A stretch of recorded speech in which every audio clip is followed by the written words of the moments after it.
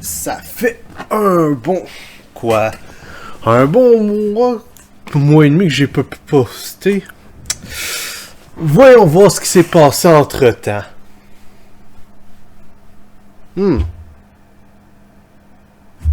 Bon, je fais une vidéo avec César, puis juste après, notre abonné en fait une. Bon, vous savez quoi? Moi aussi, je vais faire des vidéos sur l'Égypte, vu qu'il en fait beaucoup. C'est juste que j'ai pas d'aide d'autres youtubeurs avec des jeux de mots douteux à qui je peux demander si c'est une bonne ou une mauvaise situation. C'est pas grave. Truc sur l'Égypte.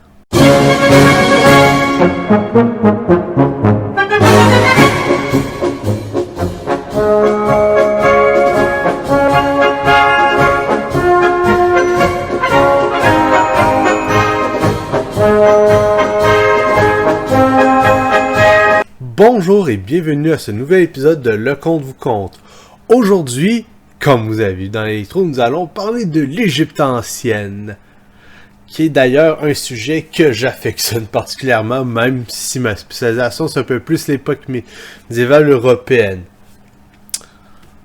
Bon, pour vous entrer dans le sujet et laisser faire les choses plus de côté, pour l'Égypte, aujourd'hui nous allons parler de monnaie.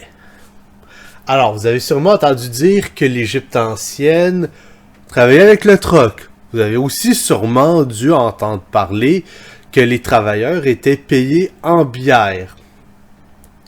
Évidemment, il y a bien des jeux où dans les Stibildos qui sont donnés à payer avec de l'or, du pain ou autre, puis des jeux de stratégie génériques où tu ramasses de l'or. Puis c'est ça qui te sert un peu de trucs monétaires, un peu comme les Age of, entre autres. Puis évidemment, ben oui, c'est vrai que au moins à partir de l'invasion grecque, que des monnaies étaient présentes en Égypte, mais ça c'est pas important. D'ailleurs, je pense d'Astérix Obélix, Mission Cléopâtre, quand Numérobis dit qu'Amon Fils est plein de talent, puis que c'est de la monnaie. Le talent est le nom de la plus grosse monnaie grecque. Celle qui valait le plus cher. Donc, dire qu'il est plein de talent, c'est dire qu'il est vraiment très riche. Mais bref, revenons à l'Égypte ancienne. Donc, comment est-ce qu'ils échangeaient? On va, comme d'habitude, prendre des opinions. Roche?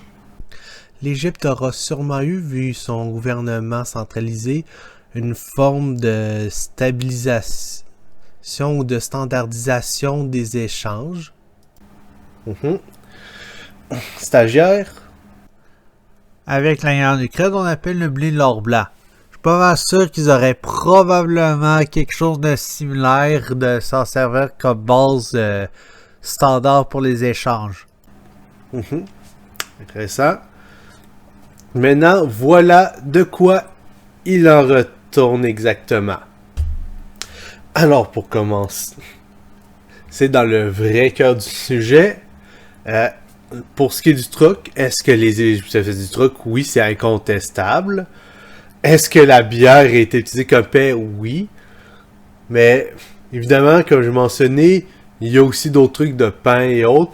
Alors, comment est-ce que les Égyptiens payaient vraiment leurs choses? Alors, oui, il y a une bonne partie qui était faite avec du troc, mais par contre, ce qu'il faut savoir, c'est que monétairement, comment un peu ça monétairement, plutôt en termes d'échange, comment ça fonctionnait, c'était que il y avait des agriculteurs qui faisaient pousser du blé et des légumes.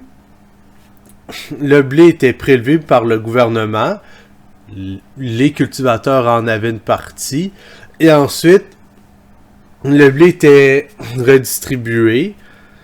Et donc, à peu près tout le monde en avait une certaine quantité. Et à partir de là, le blé, outre son utilisation comme nourriture, était utilisé comme principale monnaie d'échange. Donc, il faisait du troc en différents items, mais il faisait aussi du troc avec du blé, qui était un peu leur principale valeur d'échange. Ce qui en fait que... Bon. D'ailleurs, les gens, techniquement... Les taxes étaient assez limitées vu que c'était le gouvernement qui donnait l'argent directement. Donc, pas vraiment position en tant que telle. Mais bref, c'est ça, c'est le gouvernement qui vous donne de l'argent. Puis à partir de cet argent-là, ben vous achetez ce que vous voulez. Et cet argent-là, de toute façon, vous le consommez. Donc vous avez à peu près votre rang pour faire vos achats, le consommer et ainsi de suite. Je veux pas, le blé, ça se préserve quand même assez bien. La bière aussi, ça se préserve bien. Et justement, la bière est une forme de valeur ajoutée qui se préserve encore mieux du blé. D'où le fait que ça pouvait être utilisé comme méthode de paiement. C'était une valeur d'échange fiable. Et surtout, en point de vue de masse monétaire, chaque année, il y a une quantité... Oui, le Nil dépendait beaucoup, mais plus les autres avancées. Mais bref, il y avait toujours une quantité relativement stable qui était produite. Et le blé et la bière étaient généralement consommés. Ce qui faisait qu'il y avait avec ça en termes de monnaie, créait une monnaie stable. Donc, oui, elle était consommable, mais elle était renouvelable aussi. Et avec une masse assez stable. Cela dit, pour quand qui troquait des choses autres que de la farine ou de la farine, blé, bière, ça reste qu'il y avait besoin quand même d'une petite idée de quoi qui vaut quoi. Et c'est là qu'on arrive avec un concept un peu spécial qui s'appelle le débène. Donc, nous on les pilerait D-E-B-E-N. Souvent le hiéroglyphe est traduit par le son DBN.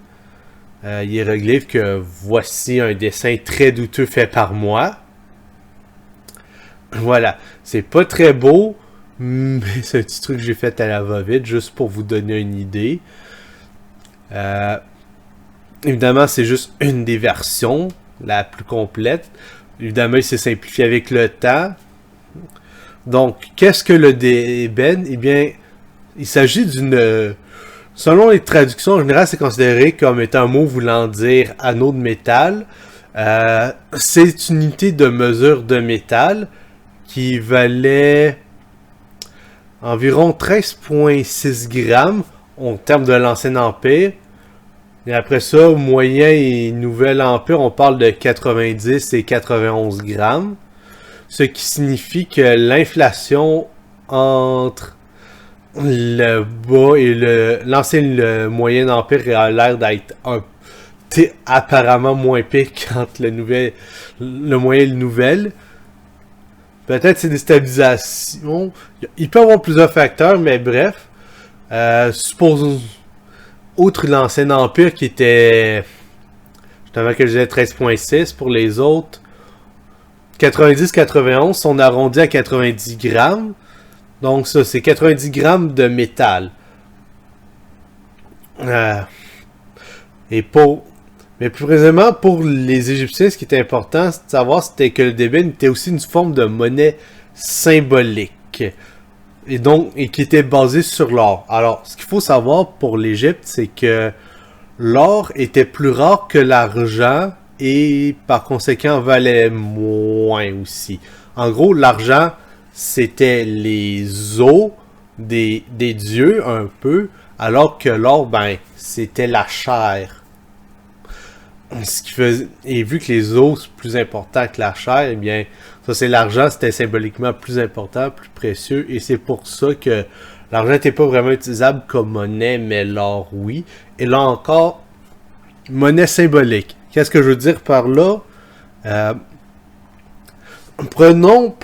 Alors c'est pas parfait, mais prenons par exemple l'étalon or au moment où les monnaies du monde se basaient sur l'argent états-unien et que l'argent états-unien est évalué à un certain prix selon l'or.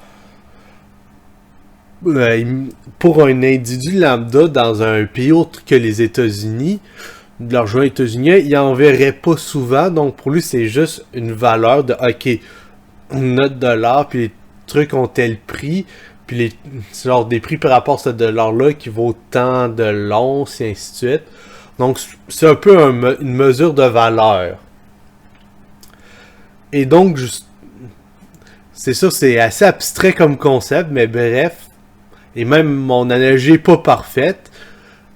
Mais c'est assez dur aussi de faire une bonne analogie pour ce concept-là. Mais bref, c'est ça. C'était vraiment une valeur de comparaison de prix. Donc, tel truc vaut tant d'ébène, tel autre truc en vaut tant. Donc, si on veut faire des échanges. Et donc, par conséquent, même si on n'a pas nécessairement les valeurs de le blé vaut combien, les gens qui faisaient du truck pouvaient faire, par exemple, OK, je veux faire telle réparation à ta maison. Toi, tu fabriques du linge. Donc, c'est genre telle réparation compte tant d'étoffes. Puis on s'arrange pour faire équivaloir les prix. Et justement, on a cette idée, on a cette mesure symbolique-là de valeur qui représente le prix. Pour même titre, justement, la farine aurait eu sa valeur. Mais bon, pour le blé, trouver la valeur, c'est un peu difficile. Il faudrait vraiment qu'on ait des tombes à différents moments qu'il y aurait des tablettes sur lesquelles, OK, il y a eu telle affaire avec telle valeur de blé, et ainsi de suite, qui donne justement des idées de telle quantité vaut tant.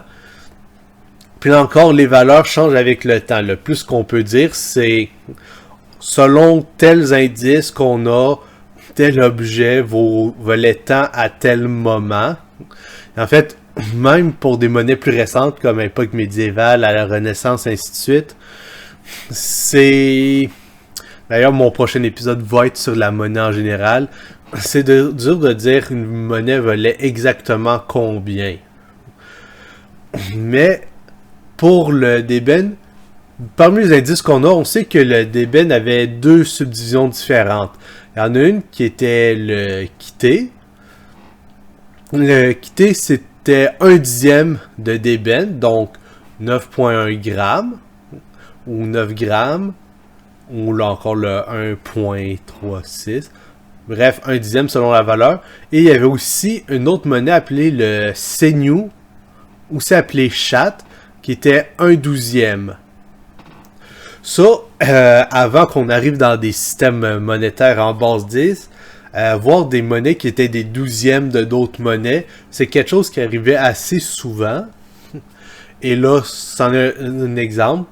Évidemment, toutes ces monnaies-là, c'était des unités de poids, donc tant de grammes de métal, mais que pour le bien des échanges, c'est tant de grammes d'or qui est la valeur de tel item. Et quand je faisais mon exemple, justement, de réparation contre des étoffes, je sais qu'il y a une tablette où ça avait été trouvé qu'il y avait eu un échange, justement, de quelqu'un qui avait fait des travaux, et ces travaux-là valaient X étoffes de 3 seignou. Donc, c'est ça, c'est bout de tissu, ça en vaut 3 seignou, ou si vous préférez, un quart de d'ébène. Puis ça, je crois, c'était à la 18e dynastie, parce que dans les quelques rares prix qu'on a trouvés, donc ça, c'est des réparations, il y avait une vache qui en valait 8, puis une chèvre qui en valait une demi. Donc, pour vous donner une idée, pour 2/3 de d'ébène ou 8 seignou, c'est genre, ok, t'as une vache, ou 2 gilets, ou 16 chèvres. Et donc, un d'ébène à la 18e dynastie vaut 24 chèvres. Donc, quand même de quoi se partir un petit élevage. Et là, on va entrer dans un truc un peu spécial. Pour cette prise 3, après avoir appris que le son ne fonctionnait pas auparavant, donc, pour vous donner une idée de ce que ça représente, un débène, un coutil, et ainsi de suite, ma bourse, que je me suis faite moi-même, et maintenant, la monnaie. Donc, voici un 5 cents canadien, et les petits cassetors. Voici le 10 cents canadien, le petit bateau. Comme vous pouvez voir, le 5 cents est plus gros que le 10 cents. Alors, je DM du Donjon et Dragon, et Et ça donne que le d'ébène valant 90 grammes, donc le coûtier en valant 9, vaut autant que les pièces de Donjons et Dragons. Et un 500 canadien, c'est la taille qu'aurait une pièce de 10 grammes d'or. Donc, pour 9 grammes, on parle quelque part entre les deux, mais un peu entre le 5 puis le 17, mais un peu plus près du 5 que du 10. Et donc, justement, la monnaie de D&D, qui est un tiers moins un 24e de tiers d'once, pour en avoir 50 dans une livre. Une livre, c'est 450 grammes à peu près. Donc, on parle d'à peu près 9 grammes pour une pièce. Donc, c'est très similaire. Donc, juste en dessous du 5 cents. Et ça... Et accessoirement, si on fait x10, ce que les gens s'imaginent comme la pièce ou la pièce générale en fantasy, donc les pièces fantastiques, ça serait 100 grammes d'or. Accessoirement, dans mes propres parties qui sont dans un setting égyptien, j'ai arrondi en haut et donc le d'ébène vaut 100 grammes. Oui, inflation et ainsi de suite. Et donc, justement, au lieu de pièces de platine, on a on a les d'ébène de 100 grammes, puis des cuties qui sont les pièces d'or génériques qui valent 10 grammes, donc ceci. Alors, oui, de l'argent, puis du bronze, du cuivre, ça serait un peu plus gros. Ça serait plus gros, vu que c'est moins dense. Mais c'est ça, ça reste que votre cutie un peu plus petit que ça, votre d'ébène un peu plus petit que ça. Ça, c'était si les Égyptiens auraient eu des pièces sonnantes, avant évidemment de se faire envahir.